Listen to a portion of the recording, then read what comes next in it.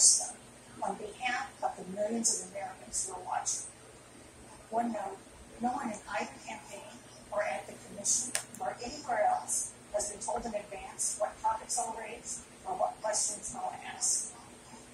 This 90-minute debate will be divided into 9 segments of about 10 minutes each. I'll begin a segment by posing a question to each of you, sometimes the same question, sometimes a different question on the same topic. You will then have 2 minutes to answer without interruption by me or the other candidate. Then we'll take 6 minutes or so to discuss the issues. At that point, although there will always be more to say, we'll move on to the next topic. We want a debate that is lively, but Americans also deserve a discussion that is civil. These are tumultuous times, but we can and will have a respectful exchange about the big issues facing our nation. Let's begin with the ongoing pandemic that has cost our country so much. Senator Harris, the coronavirus is not under control. Over the past week, Johns Hopkins reports that 39 states have had more COVID cases over the past 7 days than in the week before. 9 states have set new records. Even if a vaccine is released soon, the next administration will face hard choices. What would a Biden administration do in January and February that a Trump administration wouldn't do? Would you impose new lockdowns for businesses and schools and hotspots? A federal mandate to wear masks? You have 2 minutes to respond without re-election. Thank you, Susan. Well, the American people have witnessed what is the greatest failure of any presidential administration in the history of our country. And here are the facts. 210,000 dead people in our country since the last several months.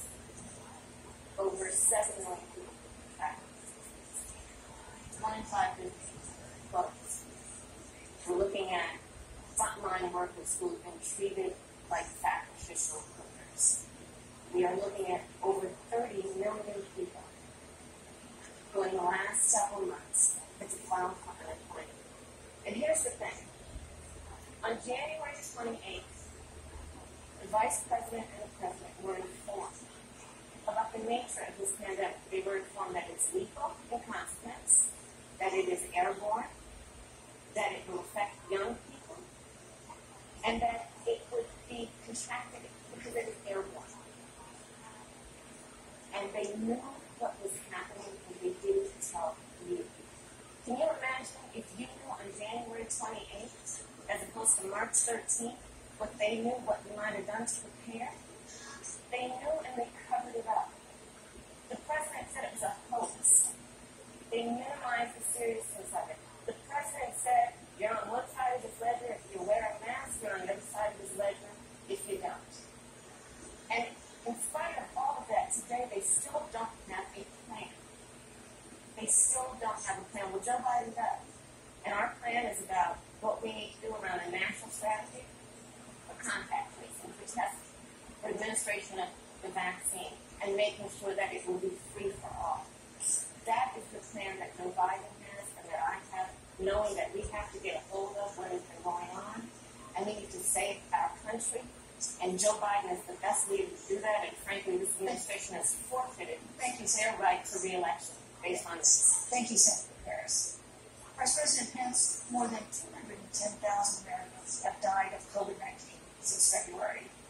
The U.S. death toll as a percentage of our population is higher than that of almost every other wealthy nation on earth. For instance, our death rate is 2.5 times that of Canada next door. You head the administration's coronavirus task force. Why is the U.S. death toll as a percentage of our population higher than that of almost every other wealthy country? And you have 2 minutes to respond without interruption. Susan, thank you. I want to thank the Commission and the University of Utah for hosting this event. And Senator Harris, it's a privilege to be on the stage with you. Our nation is going through a very challenging time this year. But I want the American people to know that from the very first day, President Donald Trump has put the health of America first. Before there were more than 5 cases in the United States, all people who had returned from China, President Donald Trump, no other American president had is he suspended all travel from China, the second largest economy in the world. Now, Senator Joe Biden opposed that decision. He said it was xenophobic and hysterical.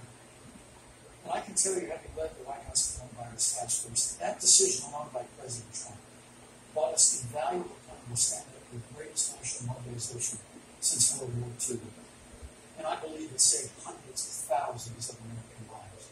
Because with that time, we were able to reinvent testing, more than 115 million tests being done today.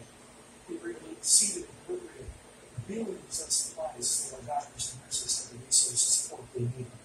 And we began really before the month of February was right to develop a vaccine and develop medicines and therapeutics and saving lives all along the way. Under President Trump's leadership, Operation Warp Speed, we believe we'll have literally tens of millions of doses of the vaccine before the end of this year. The reality is, when you look at the Biden plan, it reads an awful lot. And President Trump and I, our task force, is doing every step of the way. And quite frankly, when I look at their plan, it talks about advancing testing, creating the PPE, developing a vaccine. Looks a little bit like plagiarism, which is something Joe Biden knows a little bit about. I think the American people know that this is the president who has put America first. The American people, I believe with my heart, can be proud of the sacrifices they have made and saved American lives. Senator Harris, would you like to respond? Absolutely. Whatever the vice president is claiming the administration has done, clearly it hasn't worked. When you're looking at 210,000 dead bodies in our country, American lives that have been lost, families that are grieving that loss.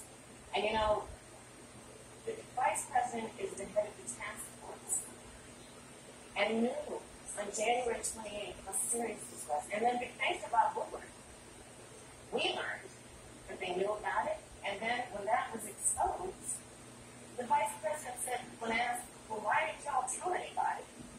He said, because the president wanted people to remain calm. Well, let's go later. This is not. I want to add, Mr. Vice President, I'm speaking. Yeah, you have 2 more seconds, and then we'll give the vice president a chance. So I want to ask the American people, how calm were you when you were panicked about where you're going to get your next loaf of bread?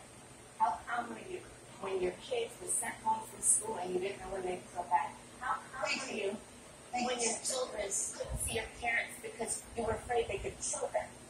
Let's give Vice President Pence a chance to respond. Vice President, you have 1 minute to respond. There's not a day gone by that I haven't tried to do American family. It's lost a record. And I want all of you to know that all this in your hearts and in my prayers. But when you say that the American people over these last 8 months hasn't worked, that's a great disservice to the sacrifices the American people have made. The reality, if I may finish that, the reality is, Dr. Fauci said, everything that he told the president in the Oval Office, the president told the American people. Now, President Trump, I will tell you, has boundless confidence in the American people, and he always spoke with confidence that we could keep this together. But when you say it hasn't worked, when Dr. Fauci and Dr. Birx and our medical experts came to us in the second week of March, they said that the president didn't take the unprecedented step of shutting down roughly half of the American economy, that we could lose 2.2 million Americans. That's the reality. Thank you. They also said this, that we did everything right, Susan. We could still lose more than 200,000 Americans. Vice Now, President, one life lost is too many, Susan. But the American people, I believe, deserve credit for the sacrifices that they have made for the health of their family and their neighbors first, their doctors, our nurses, and first thank you, Vice responders. President. And I'm going to speak up on behalf of the American people. Vice President, you were in the front row in a Rose Garden event 11 days ago, what seems to have been a super spreader event for senior administration congressional officials. No social distancing, few masks, and now a cluster of coronavirus cases among those who were there. How can you expect Americans to follow the administration's safety guidelines to protect themselves from COVID when you're at the White House and not in the same? Well, the American people have demonstrated over the last 8 months that when given the facts, they're willing to put the health of their families and their neighbors and people who don't even know the court. President Trump and I have great confidence in the American people and their ability to take that information and putting into practice.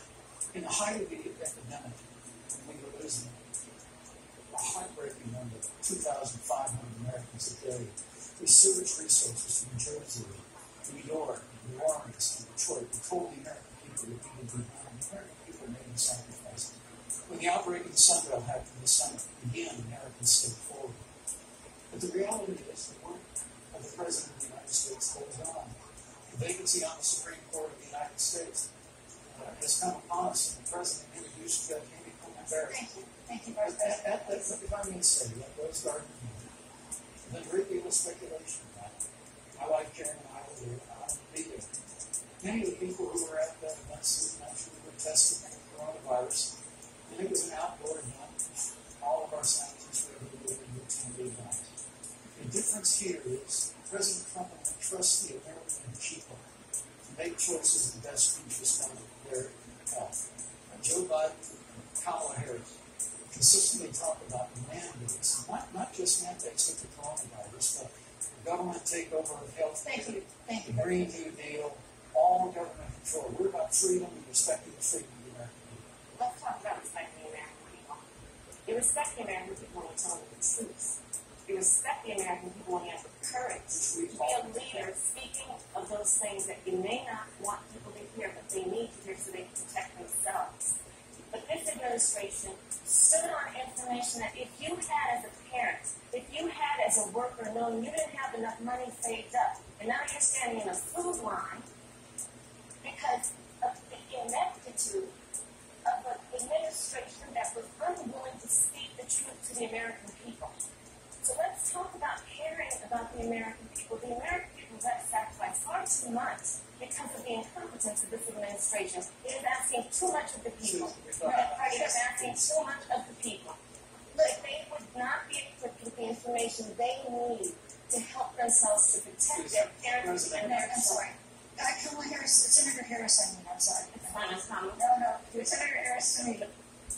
For life to get back to normal, Dr. Anthony Fauci and other experts say that most of the people who can be vaccinated need to be vaccinated. But half of Americans now say they wouldn't take a vaccine because this needs now. If the Trump administration approves a vaccine before or after the election, should Americans take it and would you take it? If the public health professionals, if Dr. Fauci, if the doctors tell us that we should take it, I'll be the first one to take it. Absolutely. But if Donald Trump tells us that we take it, I'm not taking it. Vice President Pence, there have been a lot of repercussions from this pandemic.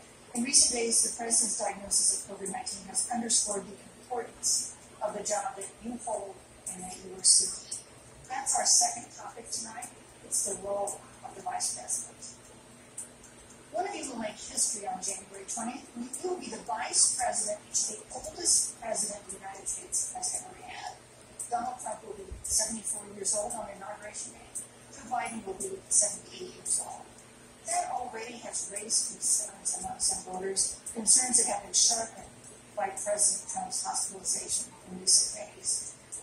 Vice President Pence, have you had a conversation or reached an agreement with President Trump about safeguards or procedures when it comes to the issue of presidential disability? And if not, do you think we should? You have 2 minutes for that interruption. Well, Susan, thank you. And I would like to go back. I think we need to move on. Well, thanks, but I would like to go back because the reality is that we're going to have a vaccine in record time, an unheard of time, in less than a year. We have 5 companies in phase 3 clinical trials, and we're right now producing tens of millions of doses. So the fact that you continue to undermine public confidence in the vaccine, if a vaccine emerges during the Trump administration, I think is unconscionable. And Senator, I just asked you, stop playing politics in people's lives. The reality is, and we will have a vaccine, we believe, before the end of this year.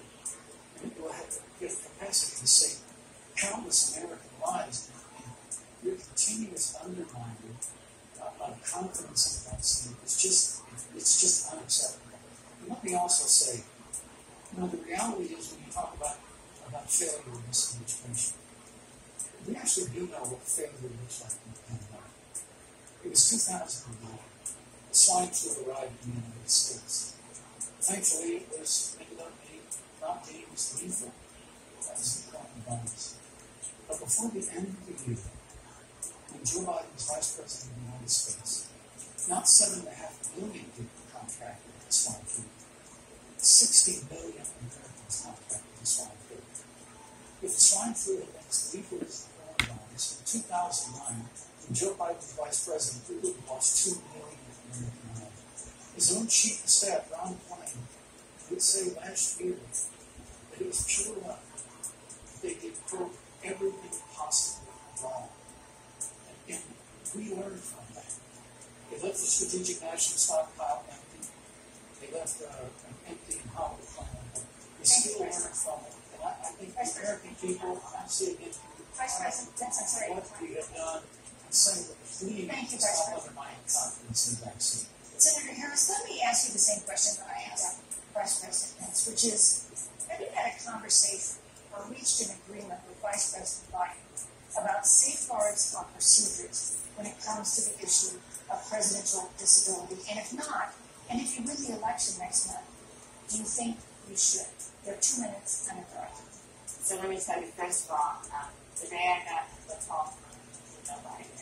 Actually, it's a call asking me to serve the Columbus ticket. It was probably one of the most memorable days of my life. I thought about my mother, who came to the United States at the age of 19, gave birth to me at the age of 25 at Kaiser Hospital in Northern California. And the thought that I'd be sitting here right now, I know to make her proud, must be looking down. Joe and I were raised in a very similar way. We were raised with values that are about hard work, about values of dignity and public service, and about the importance of fighting for the dignity of all people. And I think Joe asked me to serve with him because, I have a career that included being elected the first woman district attorney in San Francisco, where I created models of innovation for law enforcement in terms of reform of the criminal justice system. I was elected the first woman of color and black woman to be elected Attorney General of the state of California, where I ran the second largest Department of Justice in the United States, second only to the United States Department of Justice.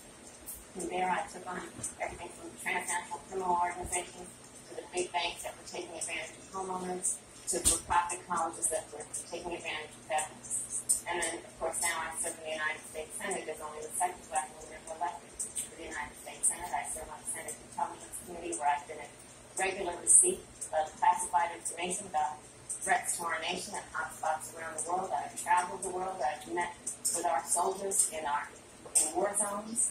And I think Joe has asked me to serve with him because he knows that we share a purpose, which is about lifting up the American people.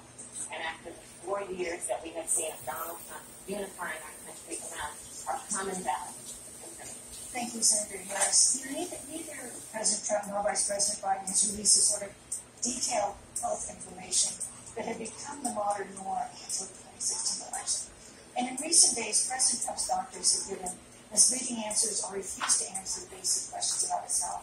And my question to each of you in turn is this information voters deserve to know? Vice President Pence, would you like to answer? Well, let's see. Let me say, on behalf of the President and the First Lady, how moved we've all been by the outpouring prayers and concern for the President. And I do believe it's emblematic of the prayers and the concern and special support for every American in the country and by the coronavirus. But the care the President received was not really possible. The White House doctors was exceptional. And the transparency that they practiced all along the way will continue. The American people have a right to know about the health and well-being of their President, and they will continue to do. And I'm just extremely grateful. There's more than a little movement. Maybe broad and bipartisan support. And Senator, I want to thank you and Joe Biden for your expressions during the concern. And I also want to congratulate you, as I did on my phone call, on the historic nature of your nomination. I never expected to be on the stage 4 years ago, so I have the feeling that the reality is we've got an election before the American people in the midst of this challenging year.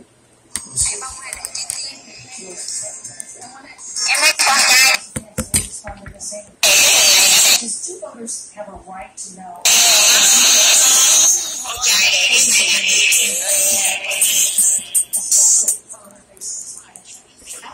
And that's why Joe Biden has been so incredibly transparent, especially like her best with the president is not. Both in terms of health records, but also let's look at taxes. We now know, because of great investigative journalism, that Donald Trump paid $750 in taxes. When I first heard about it, I literally said, "You mean $750,000?" And it was like, "No, $750." We now know Donald Trump owes, and is in debt for $400 million. And just so everyone is clear, when we say in debt, it means you owe money to somebody. And it'd be really good to know who the President of the United States, the Commander-in-Chief, owes money to, because the American people have the right to know what is influencing the President's decisions. And is he making those decisions on the best interest of the American people, of you, or self-interest? So, Susan, I'm glad you asked about taxes, because it has to be across the board. Joe has been incredibly transparent over many, many years. The one thing we all know about Joe, he puts it all out there. He is honest, he is forthright. But Donald Trump, on the other hand, has been about covering up everything. Thank you, Senator Harris. I want to give you a chance to respond. Right back. Well, look, I respect the fact that Joe Biden spent 47 years in public life, and I respect your public service as well. The American people and the president, this businessman, job creator, has paid tens of millions of dollars in taxes, payroll taxes, property taxes. He's created tens of thousands of American jobs. And the president says this public, of course, is not accurate. The president also released literally stacks of financial disclosures the American people could review because the law allows. But the distinction here is that Joe Biden, 47 years in public service, compared to President Donald Trump, who brought all of that experience 4 years ago. Thank you, It's turned this economy around by cutting taxes, rolling back regulations. Thank you, Vice President.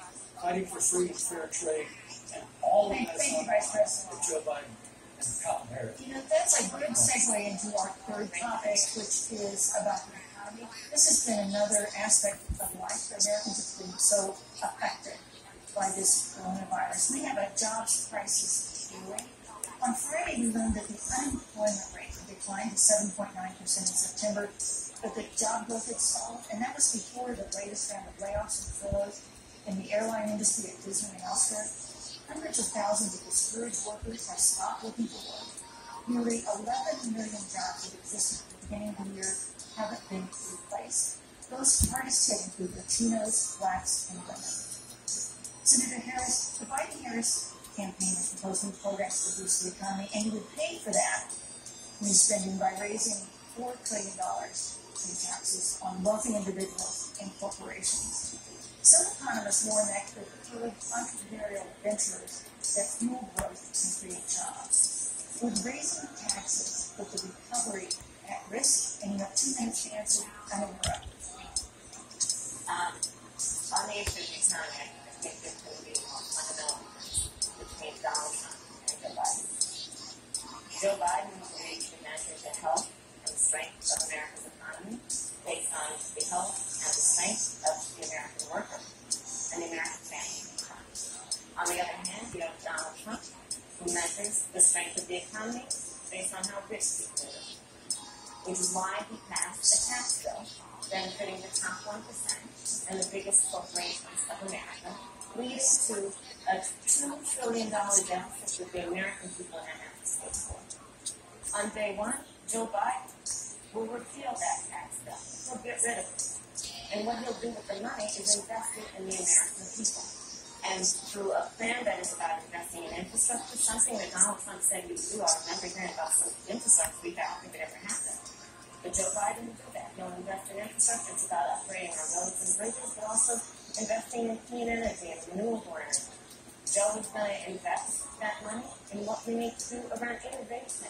There was a time when our country believed in science and invested in research and development so that we were an innovation leader on the globe. Joe Biden will use that money to invest in education. So, for example, the folks who want to go to a 2-year community college, it will be free. If you come from a family that makes less than $125,000, you'll go to a public university for free. And across the board, we'll make sure that if you have student loan debt, it's cut by $10,000. That's how Joe Biden thinks about the economy. It's about investing in the future of our country as opposed to passing a tax bill, which had the benefit of letting American corporations go offshore to do their business. Thank you, Senator Harris. President, your administration has been predicting a rapid and robust recovery, but the latest economic report suggests that's not happening. Should Americans be braced for an economic comeback that is going to take not much, but a year or more? We have 2 minutes to answer, and they are.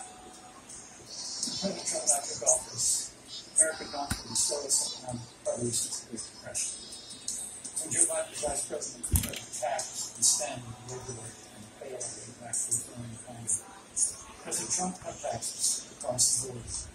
Despite what Senator Harris says, the average American family of 4 had $2,000 in savings and taxes. And with the rising wages that occurred, most predominantly for blue-collar, hard-working Americans, the average household income for a family of 4 increased by $40,000 following President Trump's tax cuts.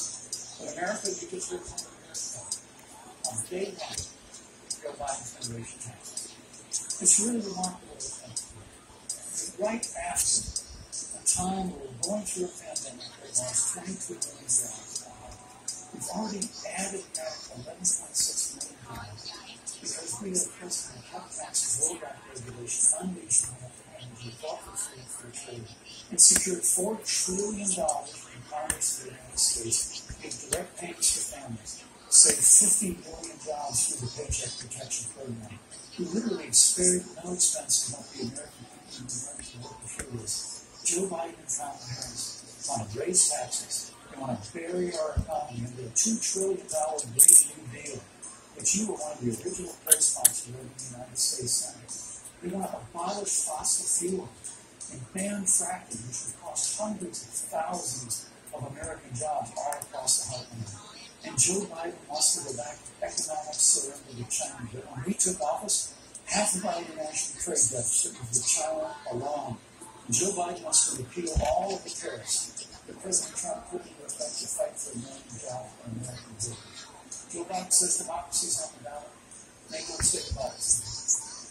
The American economy, the American comeback is on the ballot. With 4 more years of growth, opportunity, 4 more years of President Donald Trump. 2021. Thank you, Vice President. Thank you, Vice President Katz. Senator Harris. Well, I mean, I we saw enough of it in the last week's debate, but I think this is supposed to be a debate based on facts. And the fact is, Joe Biden has been very clear.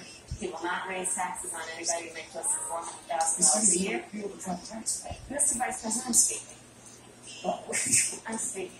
The important is to the truth. Joe Biden said twice in debate last week that he's going to repeal the Trump tax cuts. That was tax cuts that gave the average working family $2,000 tax credit every single year. Senator, that is absolutely not true. Is he only going to repeal part of the Trump tax cut? If you don't mind letting me finish, we can have a conversation, okay? Please. Okay. Joe Biden will not raise taxes on anyone who makes less than $400,000 a year. He's been very clear about that. Joe Biden will not end fracking. He's been very clear about that. Joe Biden is the one who, during the Great Recession, was responsible for the Recovery Act that brought America back. And now this Trump administration wants to take credit.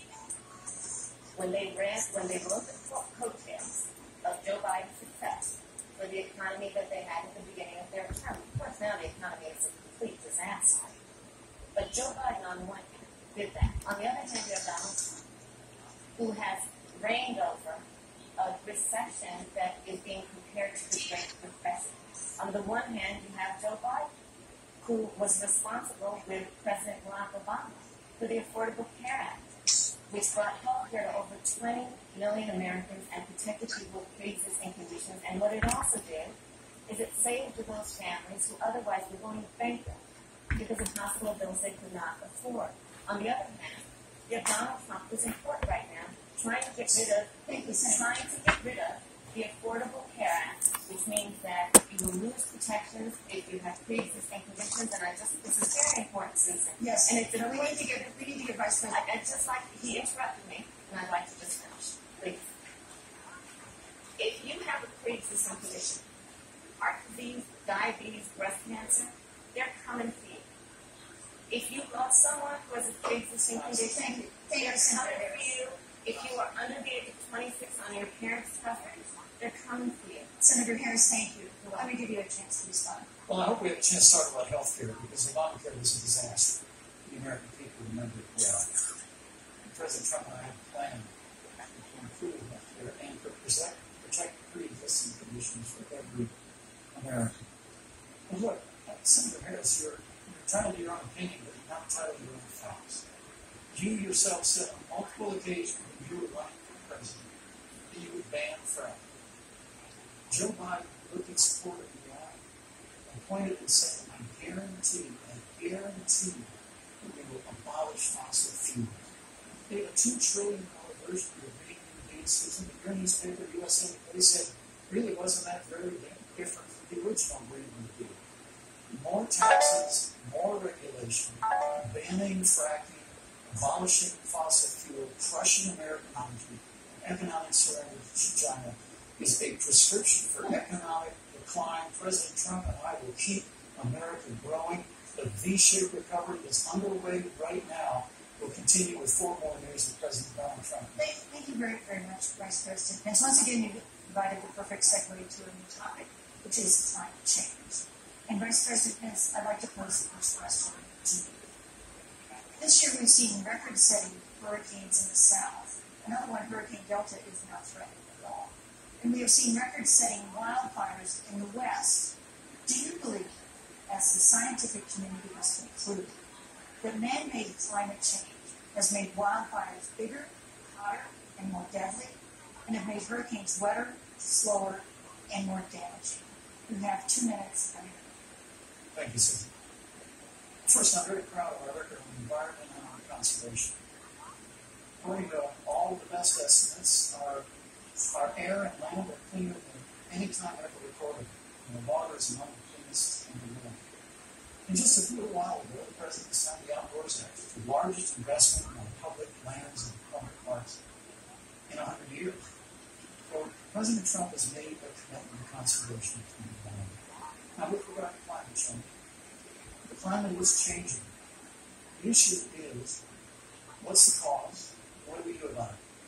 President Trump has made it clear that we're continuing to listen to science. Now, Joe Biden and Kamala Harris will put us back in the Paris Climate Accord. They imposed that Green New Deal, which would crush American energy, would increase the energy costs of American families and their homes, literally would crush American jobs. President Trump and I believe that the progress that we have made in a cleaner environment has been happening precisely because we have a strong free market economy. You know, what's remarkable is the United States has reduced CO2 more than the countries that are still in the Paris Climate Accord, but we've done it through innovation. And we've done it through natural gas and fracking, which, Senator, the American people can go look at the record. Joe Biden says otherwise now, as you do, but the both of you repeatedly committed to abolishing fossil fuel and banning fracking.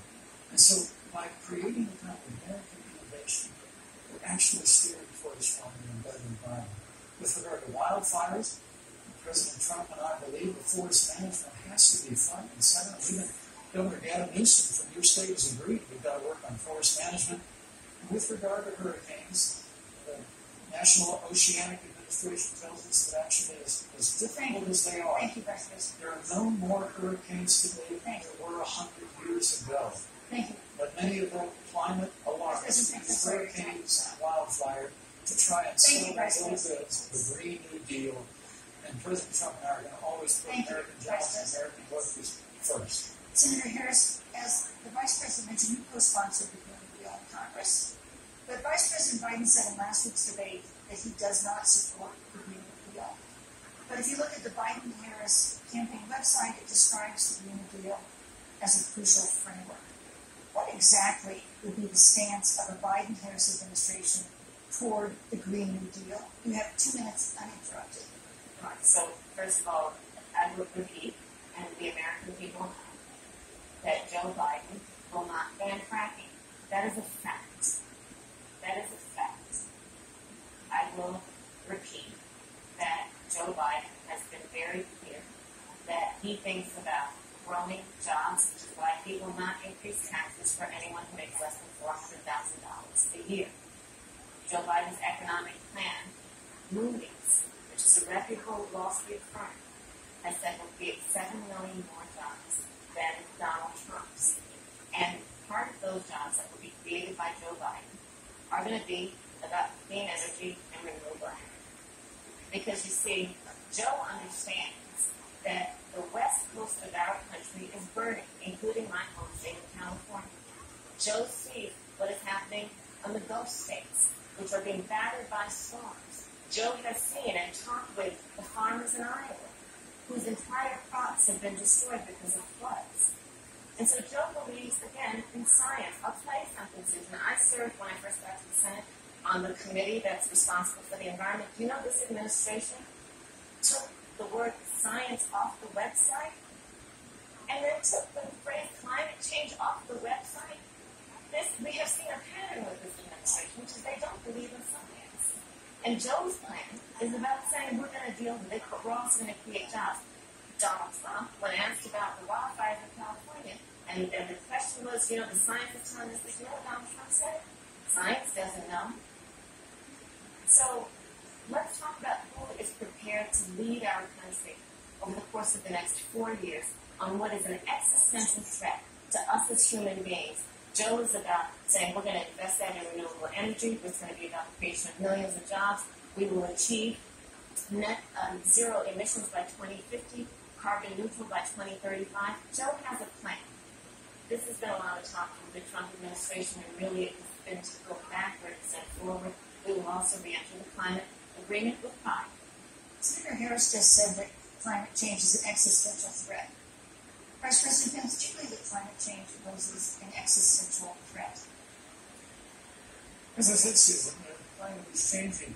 We'll follow the science. But once again, Senator Harris is denying the fact that they're going to raise taxes. Joe Biden said twice in the debate last week that on day one it was going to repeal from tax cuts.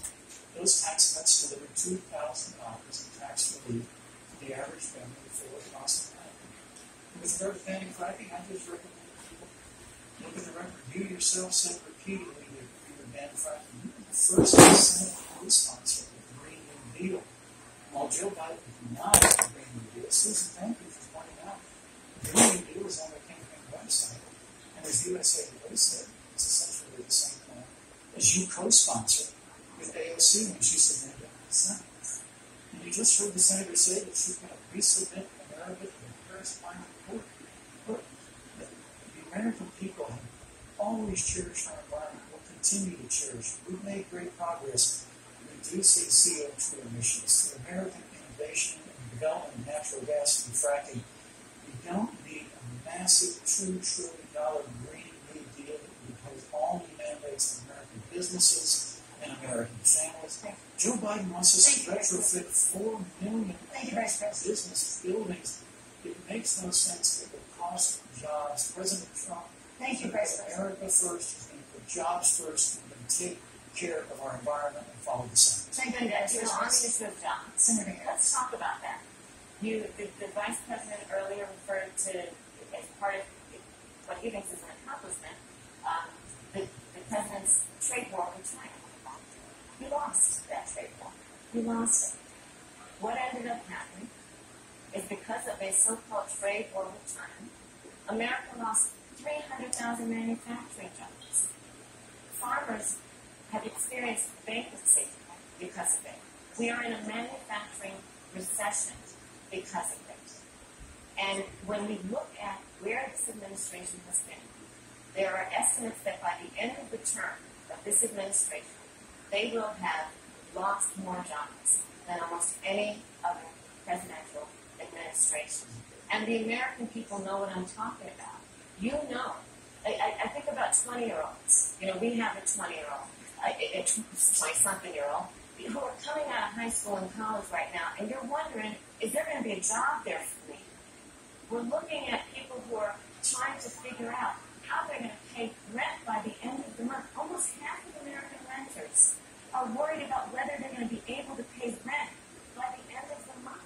This is where the economy is in America right now, and it is because of the catastrophe and the failure of leadership of this administration. Thank you, Senator Harris.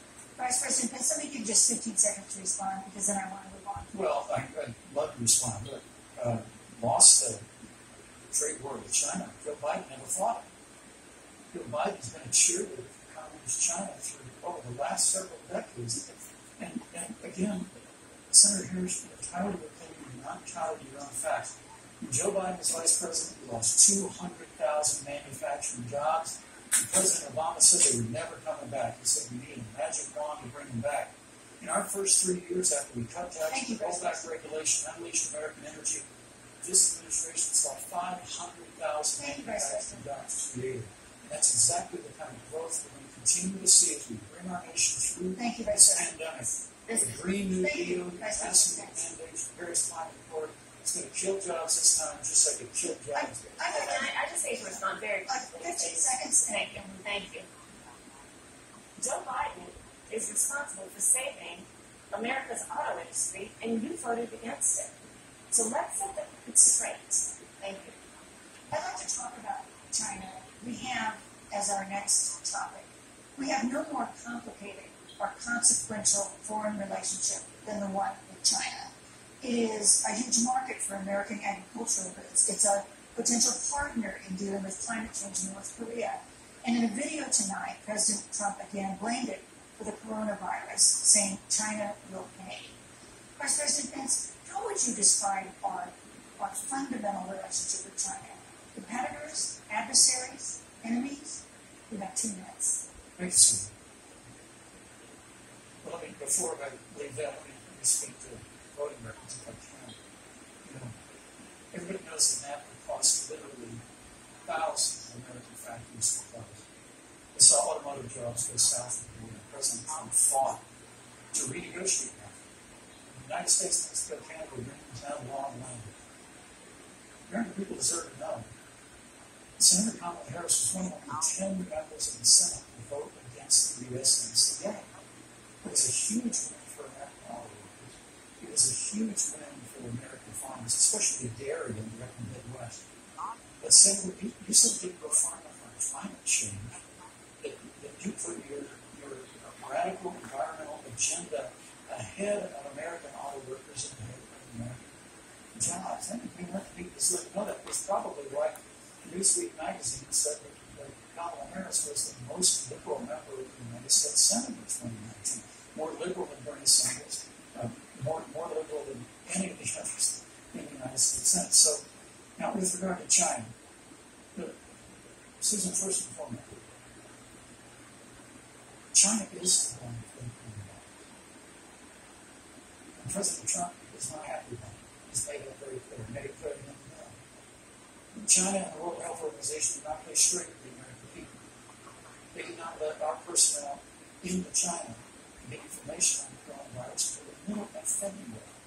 Fortunately, President Trump, in dealing with China from the outset of this administration, standing up to China, would be taking advantage of America for decades in the wake of Joe Biden's cheerleading for China. President Trump made that decision before the end of January to suspend all travel through China. And again, the American people deserve to know Joe Biden opposed President Trump's decision to suspend all travel from China. He said